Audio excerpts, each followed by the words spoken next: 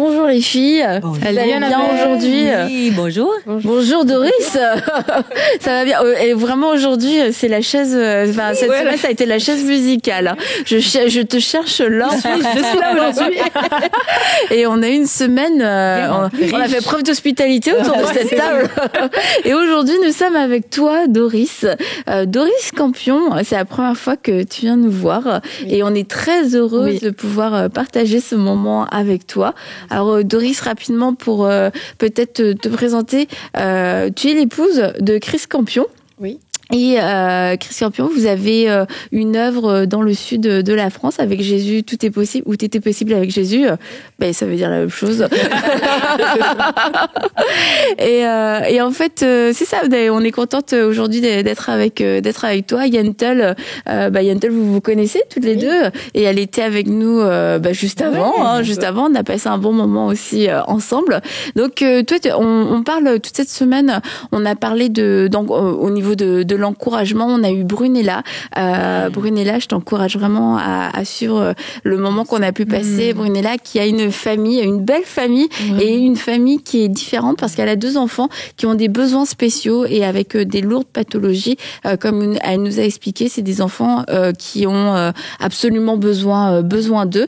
Donc elle a 2 enfants, ses 2 grands enfants, Louane et Joshua. Et puis un peu plus tard, ils ont eu Raphaël. Donc en fait, Brunella nous a raconté un petit peu son quotidien et puis les défis par lesquels elle est passée. Et on a vu une femme rayonnante, résiliente, rayonnante, inspirante. Ouais, voilà. Et en tout cas, ça nous encourage à relativiser premièrement, et puis aussi à se dire ma famille peut-être ne ressemble pas à celle du voisin, de ma sœur, etc. Il peut y avoir des enfants avec des besoins spéciaux, mais il peut y avoir aussi d'autres choses, d'autres défis, et se dire Dieu a un plan à travers tout ça. Et Brunella est devenue, avec son mari, ils sont devenus thérapeutes et spécialisés dans le domaine des familles avec des enfants à besoins spéciaux, et aussi pour les aidants, apporter un soutien. Et là, ils ont commencé une mission particulièrement dédiée aux églises pour équiper les églises à accueillir ces familles, et puis donner des outils, parce que quelquefois, on peut se sentir vraiment dépourvu en fait, et démunis. Et il y a une place, comme Brunella disait, il y a une place pour tous les membres et pour tous les organes, y compris les plus faibles. Et c'est important qu'on puisse se le rappeler, mais surtout qu'on trouve des solutions concrètes. Donc maintenant, grâce à leur mission, en tant qu'église, on va pouvoir être équipés. Et avec Yantel, on a pu parler aussi des mauvais départs dans la vie, parce que quelquefois ça part pas comme on aurait voulu, et ça peut nous limiter toute une vie de se dire mince, moi c'est mal parti, tant pis, c'est fichu. Et on a vu avec l'histoire de Yantel comment les choses après se sont inversées, et comment aujourd'hui cette femme épanouie en Christ. Et on continue aujourd'hui, on continue dans notre lancée avec ton histoire, Doris, parce qu'aujourd'hui tu as 2 enfants et tu as eu un parcours, je dirais atypique, de 2 grossesses naturelles. T'es passé par différentes choses. T'es passé par des FIV, et donc tu as eu ta première fille comme ça, ta fille qui a 9 ans aujourd'hui, c'est ça, par in vitro, c'est ça. Et puis tu vas nous raconter comment ça s'est passé pour ton fils, ton petit Moïse de 4 ans, comment Dieu t'a parlé et comment Dieu t'a conduit. Et encore une fois, ce qui est beau dans ton histoire et dans toutes les histoires qu'on a entendues durant cette semaine, c'est que il n'y a pas une seule façon dans la manière dont Dieu veut faire, et Dieu fait toutes belles choses, mais à sa façon. Et quelquefois, on a envie que ce soit de cette façon-là, et on a envie de dire à Dieu, comme Stéphanie aime bien le faire. Que mes scénarios sont c'est ça. Je pense que j'ai des meilleurs scénarios que ceux de Dieu, mais je fais des blagues. Il y a toujours les meilleurs, mais des fois, c'est pas facile à comprendre la façon dont il s'y prend. Ouais, c'est sûr. Mais quelquefois, c'est même pas une histoire de comprendre, c'est une histoire plus d'accepter puis de lui faire confiance. C'est de dire, je ne comprends pas tout, mais je vais te faire confiance. Exact. Et avant qu'on puisse aller directement dans ton histoire, juste un petit point, Stéphanie, quand on parle de FIV in vitro, de quoi on parle exactement? Il y a plusieurs façons. En fait, FIV, c'est fécondation in vitro, mais en fait, on parle de PMA, procréation médicale assistée. Donc, il y a plusieurs paliers de procréation médicale assistée. précocité, c'est pas toujours in vitro. C'est ça. On pourra en parler, mais ça peut être juste de l'insémination. Mais il faudra qu'on fasse un podcast sur ça. Oui, parce qu'il y a des limites dans tout ça, au niveau éthique, jusqu'où je me rends, jusqu'où je suis prête à aller. Mais effectivement, c'est aussi un bon outil pour aider les femmes à réaliser, les couples, les familles à réaliser leur... Au niveau de la FIV, c'est quoi? C'est la fécondation in vitro, c'est-à-dire qu'il y a eu la fécondation, c'est fait in vitro, veut dire dans le verre. Donc, probablement, disons les mots, le sperme de son mari, l'ovule de notre invité, fécondé dans un pétri, dans un plat de verre, qui a été inséminé à l'intérieur de l'utérus. Voilà. Donc, de façon, j'imagine que c'est comme ça que ça s'est passé. Donc, voilà. Mais il y a toutes sortes de variations, de variantes de ça. Donc. Et est-ce que toi, après, vous êtes mariés, tout ça, et au bout de combien de temps tu t'es dit, on n'arrive pas à avoir d'enfants? En fait, mon mari est rentré à l'hôpital, il a fait une pancréatite aiguë. Ah, ok. Et là, on est resté 1 an à l'hôpital. 1 an, Pour la pancréatite? Oui. Et le seul médicament, la solution, c'était juste pas manger, pas boire. Okay. Il a été nourri par sonde et c'était très compliqué. Il a perdu 45 kilos. Et donc, c'était la première année où je me suis mariée, en fait. Je me suis mariée. Première année de mariage. 1 mois après, pancréatite. On a resté 1 an à l'hôpital. C'est fou quand même, un an. Donc, après, à la sortie de l'hôpital, il est sorti à 45 kilos. Je devais m'occuper de lui. Il y avait beaucoup de séquelles, quoi. Il a eu une très grosse opération, une déviation de l'estomac. Très compliqué. Et donc, par la suite, on a attendu qu'il se rétablisse, tout ça. Et une année, ça faisait à peu près 3 ans. Donc, l'année qui a précédé donc, sa maladie, on a décidé de fonder un foyer. Et c'est là que j'ai vu que j'avais des problèmes. C'est toi qui avais des problèmes d'infertilité? Moi et lui. Toi et lui aussi. Suite à sa maladie, un traitement? Suite à sa maladie, oui. Un traitement qu'il Moi et lui, j'avais des problèmes, lui aussi. Donc, j'ai commencé à aller voir des médecins et puis on m'a dit que j'avais des problèmes. Donc, je me suis fait aider et on a fait une insémination artificielle. Et est-ce que pour toi, c'était un parcours qui était... pas facile, mais dans le sens, c'était c'est le parcours.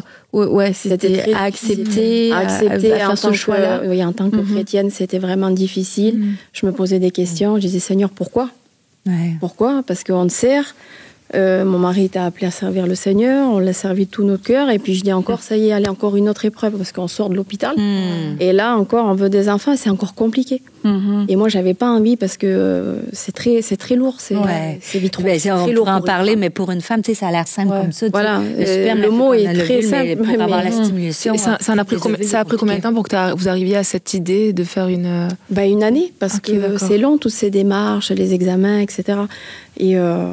Et après, le médecin m'avait proposé une opération où on fait la vitro tout de suite. Et j'ai dit non, moi je passe pas d'opération, je fais la vitro tout de suite. Et pour ma fille, ça a marché du premier coup. Ah oui, ça c'est déjà un miracle en soi, parce que les statistiques sont faibles. J'avais eu une parole de Dieu aussi. Parce que pour moi, j'acceptais pas de faire la vitro en fait.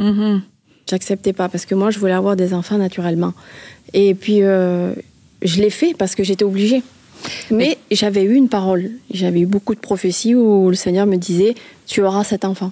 Et du coup, tu étais en paix. Peu importe la vitro ou naturellement. Mais j'ai fait la vitro, je l'ai eu du premier coup, c'était ma fille.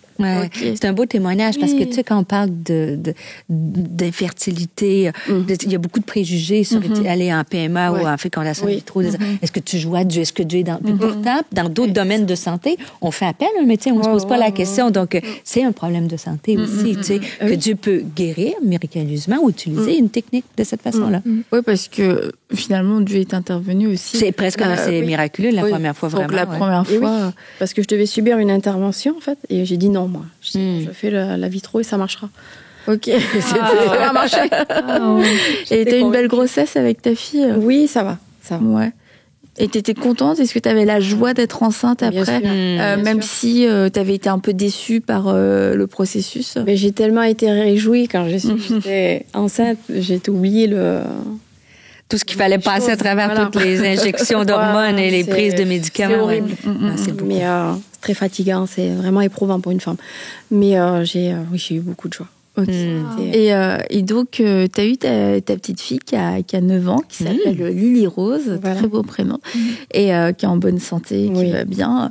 Et donc, quelques temps plus tard, vous décidez de... Donc, 5 ans après. D'agrandir la famille. 5 ans après, 5 ans 3 ans après, en fait, elle avait 3 ans, ma fille. Et est-ce que le 3 ans, c'était vraiment la période que vous vouliez, ou parce que t'avais peut-être un peu d'appréhension par rapport à une nouvelle grossesse? Non, oui, j'avais l'appréhension parce que je savais pas, comme j'avais eu une vitro, j'ai dit, encore recommencer tout ça, c'était éprouvant, quoi. J'avais pas envie.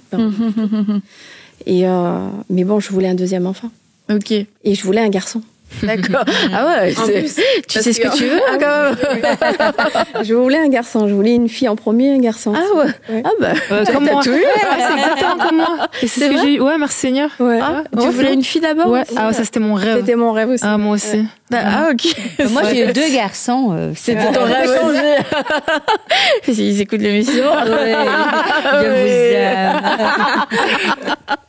Et donc là vous vous dites qu'est-ce que vous vous dites en fait? On va repasser par tout le parcours, ou est-ce qu'on essaye de façon naturelle? Vous aviez fécondé seulement un ovule? Comment? Vous aviez fécondé seulement un ovule? Il fallait que tu repasses par le processus de stimulation. Oui. Et est-ce que vous étiez en mode on repasse, on refait tout, ou alors est-ce qu'on essaye de façon naturelle? Non, on a essayé de façon naturelle.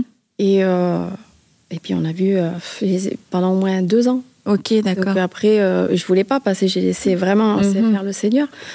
Et après, j'ai retourné chez le même médecin. Puis j'ai recommencé donc les vitros pendant une bonne année. Ok. Et ça marchait pas, échec. Ah ouais. Et puis toi, moralement, comment t'étais à ce moment-là? J'étais fatiguée. En fait, cette année-là, l'ennemi ça en a servi en fait contre moi. Et là, il a commencé à semer. Ah ok. À semer dans mon cœur. Les doutes. Les doutes, sont arrivés avec des vérités. Et il a commencé à me dire. T'auras jamais d'autres enfants, t'en auras qu'une, c'est dommage pour toi.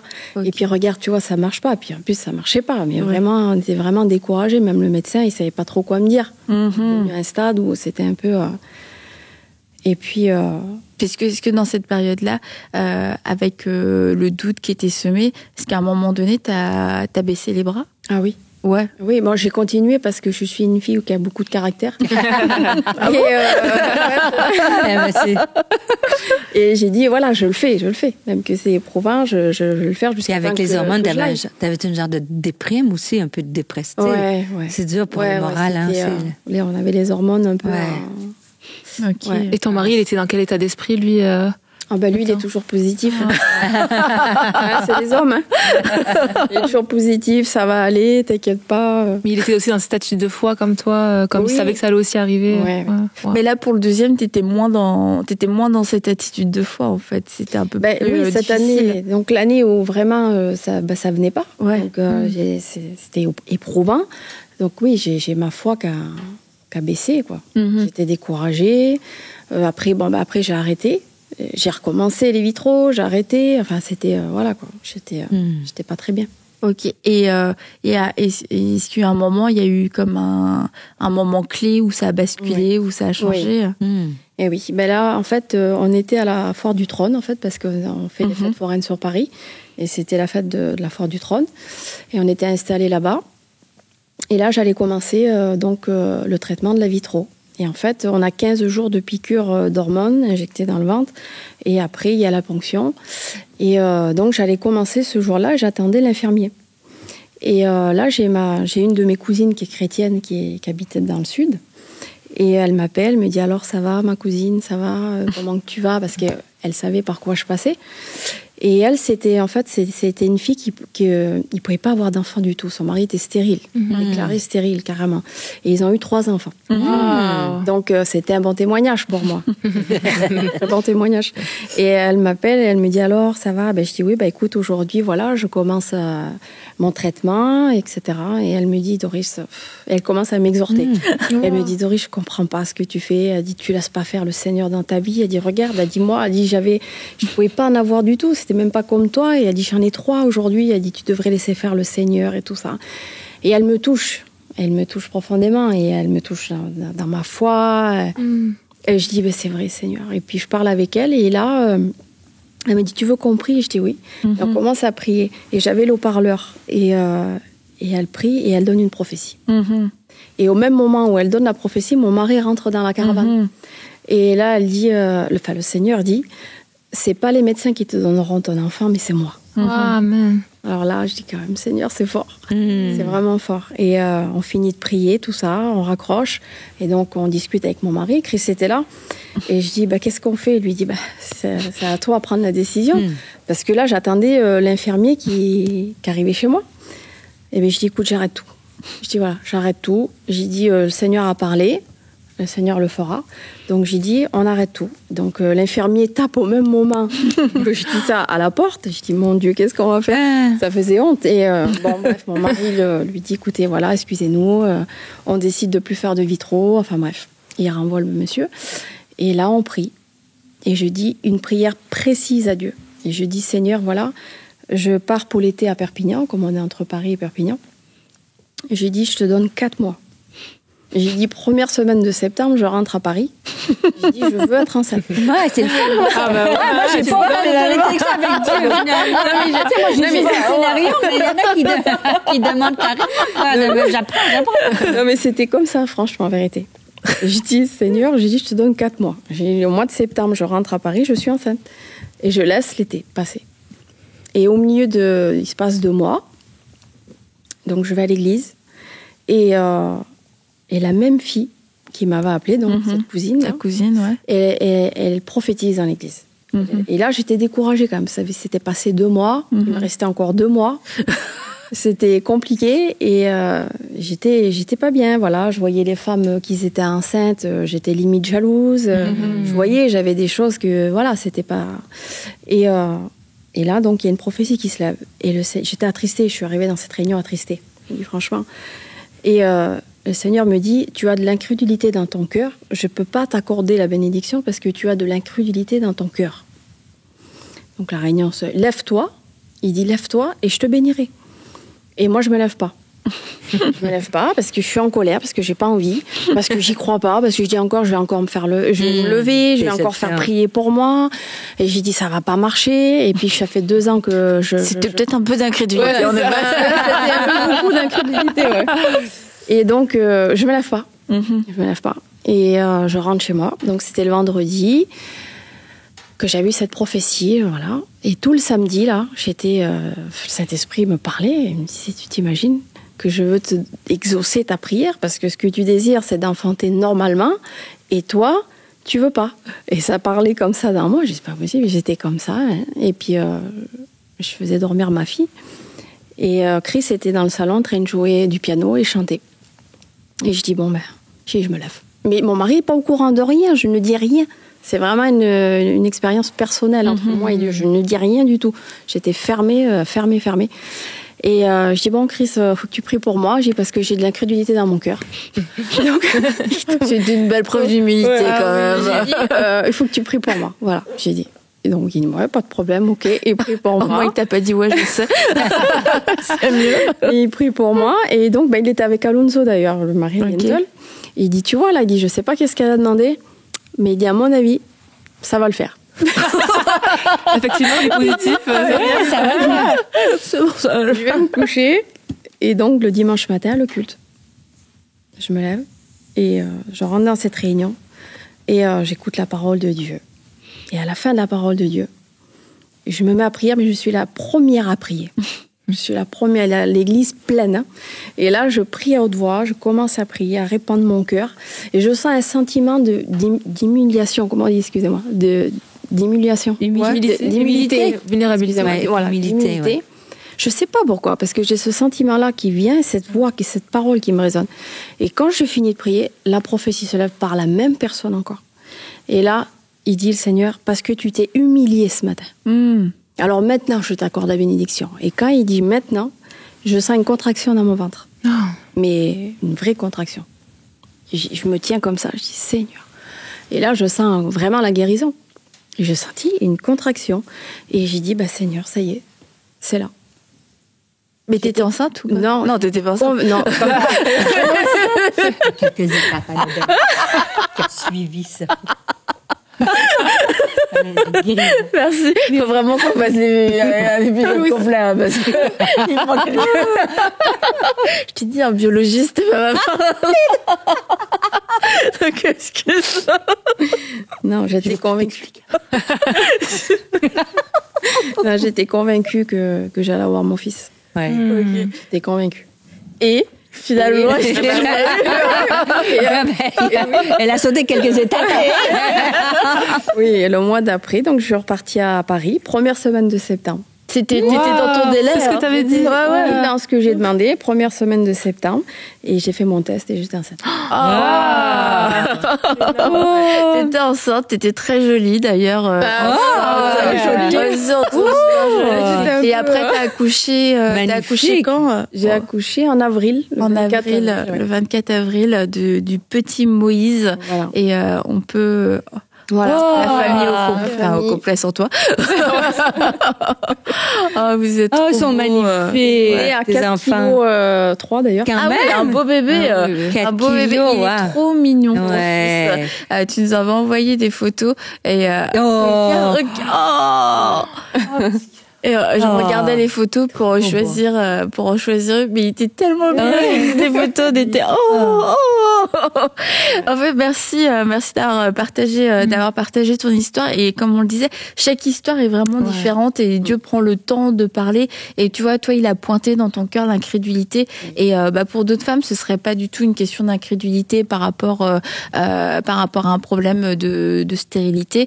Ça peut être autre chose, mais je crois que la clé à retenir, c'est Seigneur, qu'est-ce que tu veux me dire dans cette situation? Comment est-ce que moi je dois te faire confiance? Est-ce que je dois te faire confiance à travers quelquefois une intervention médicale? Est-ce que je dois te faire confiance en renonçant à l'intervention médicale? C'est de savoir qu'est-ce que tu veux, et une fois qu'on sait ce que Dieu veut, en fait on marche avec cette conviction, tu es avec moi, et puis je crois que tu vas le faire. Et tu vois, dans ta première grossesse, malgré tes déceptions, malgré tout ça, Dieu t'a parlé, Dieu t'a donné une parole sur laquelle tu t'es tenue.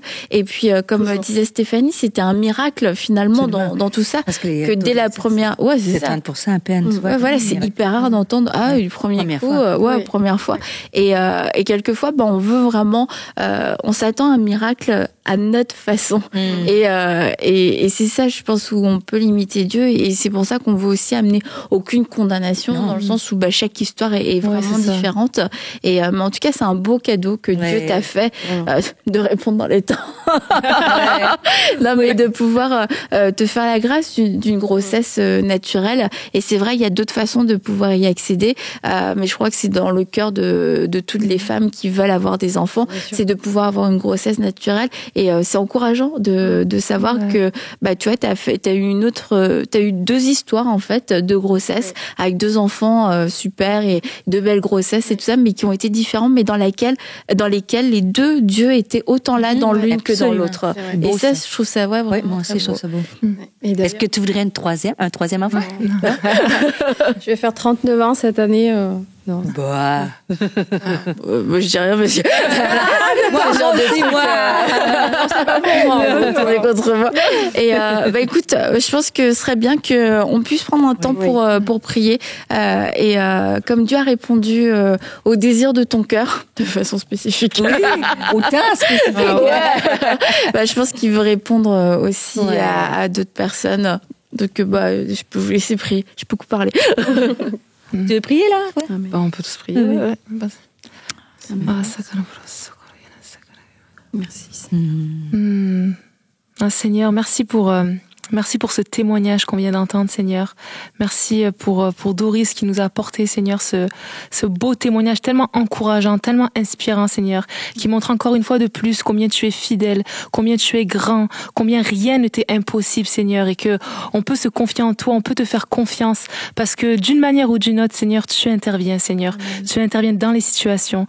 Et Seigneur, aujourd'hui, il y a peut-être des femmes qui regardent et qui sont aussi en attente, Seigneur, en attente de ce miracle miracles qu'elles attendent depuis peut-être longtemps. Et merci Seigneur parce que tu ne les oublies pas, Seigneur. Et qu'aujourd'hui, ça puisse être vraiment une conviction sur leur cœur, Seigneur, que tu ne les oublies pas. Et qu'elles puissent vraiment regarder à toi, pas regarder à ce qui se passe à droite, à gauche ou à la façon, Seigneur, que tu vas opérer, mais juste te faire confiance que tu vas intervenir dans leur situation, Seigneur. Merci parce que tu les vois, Seigneur. Merci parce que tu viens les rencontrer maintenant dans leur attente, Seigneur, et vraiment toucher leur cœur de la façon dont elles en ont besoin, Seigneur. Et je te prie vraiment, Seigneur, qu'elles puissent mettre toute leur foi en action en regardant à toi, Seigneur, et vraiment te faire confiance que tu vas agir et que tu vas leur donner cet enfant qu'elles attendent tant, Seigneur. Amen. Seigneur. Seigneur, nous voulons appeler la vie dans les corps. Amen. Nous appelons la vie dans le corps de cette femme qui prie depuis plusieurs années pour un enfant. Tu es celui qui amène la vie de façon surnaturelle. Oui. Tu es le Dieu des miracles. Et nous croyons, Seigneur, en toi. Nous croyons dans ta bonté. Nous croyons dans ta fidélité. Nous croyons que tu es celui qui donne des enfants à une femme qui a été déclarée stérile. Parce que c'est ce que tu fais. Tu l'as déjà fait, Seigneur. Tu l'as déjà fait à maintes reprises. Alors nous nous accordons avec cette femme pour ce miracle. Oui. Nous accordons aussi pour que tu lui donnes les directives particulières à sa situation. Les directives qui vont la conduire à voir ce miracle. Seigneur, tu es bon. Tu n'en as oublié aucune. Tu n'as oublié aucune de tes filles. Aucune de tes filles qui a crié à toi pour cet enfant. Seigneur, on te remercie parce que, oui, tu es le Dieu de la vie et tu es celui qui donne la vie. Tu es celui qui envoie la vie. Merci pour ces enfants. Merci pour ces bonnes nouvelles de grossesse. Allez. Là où on avait dit que c'était impossible. Nous croyons, Seigneur, que tu es celui qui vient défier les diagnostics. Nous croyons que tu es ce Dieu, oui, ce Dieu du miracle. Oui, Seigneur. Seigneur, tu es celui qui guérit les corps comme tu l'as fait pour Doris, Seigneur. Je te prie pour les couples infertiles, pour la guérison dans le corps, Seigneur. Tu connais chaque cellule, chaque besoin, Seigneur, chaque maladie. Tu es capable de guérir. Mais je te prie aussi pour l'âme. Je te prie pour peut-être une femme qui écoute cette émission en ce moment et elle lutte avec la déception. Que mois après mois, c'est déception. Et la déception, c'est le voleur d'espoir, Seigneur. Alors, je te prie en ce moment, autant que tu peux guérir le corps, tu guéris le cœur et l'âme. Tu redonnes espoir, Seigneur. Tu redonnes la foi. Peut-être des couples qui ont baissé les bras, abandonné. Tu leur dis, ce n'est pas terminé. Je n'ai pas dit mon dernier mot. Alors, tu redonnes cette foi, Seigneur. Et Seigneur, nous appelons à l'avance, comme Annabelle l'a dit, comme Laure l'a prié aussi, des beaux enfants que tu as préparés, Seigneur. Des enfants, Seigneur, qui vont naître, comme on a vu cette année, alors que je prie pour quelques femmes où j'ai vu vraiment le miraculeux. Je fais appel à toi encore parce que je sais que tu es fidèle et tu entends nos prières, Seigneur. Nous te remercions à l'avance, Seigneur. Amen, amen. Merci, Seigneur. Amen. Merci, Jésus. Moi aussi, Seigneur, je veux prier, Seigneur, pour toutes les femmes, Seigneur, qui nous regardent, peut-être, Jésus. Seigneur, pour toutes ces femmes, Seigneur, qui ont de l'incrédulité dans leur cœur, Seigneur Jésus. Seigneur, comme tu l'as fait pour moi un jour, Seigneur, fais-le pour eux, Seigneur. Accorde-leur leur miracle, Seigneur. Parce que tu es capable de le faire comme tu l'as fait pour moi, Seigneur. Qu'ils soient à l'écoute de ton esprit, Seigneur, pour être dirigés, Seigneur, jusqu'à ce cadeau, Seigneur. Ce cadeau que tu m'as donné un jour, Seigneur, que tu puisses leur donner, Seigneur Jésus. Je te dis merci, mon Dieu. Amen. Amen. Merci. Amen. Merci beaucoup, Doris, d'être venue partager ton histoire et ton témoignage, je crois, qui va pouvoir encourager, redonner de l'espoir. Alors, soyez peut-être pas aussi directif que Doris. Si vous n'avez pas autant d'assurance. Je le conseille pas. Et félicitations pour ta belle famille, tes deux beaux enfants.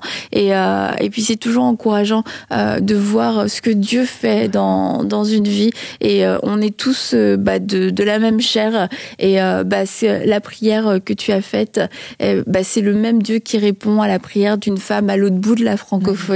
Et envoyez-nous vos témoignages, laissez-nous vos témoignages, ça va nous bénir. On a eu plusieurs émissions suite auxquelles il y a eu plusieurs femmes qui ont eu des enfants de façon surnaturelle, des bonnes nouvelles de grossesse.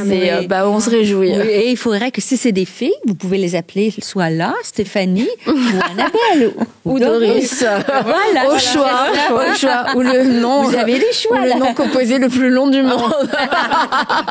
Merci Doris d'avoir été avec nous. Merci les filles. Puis on se dit à bientôt à table avec Annabelle.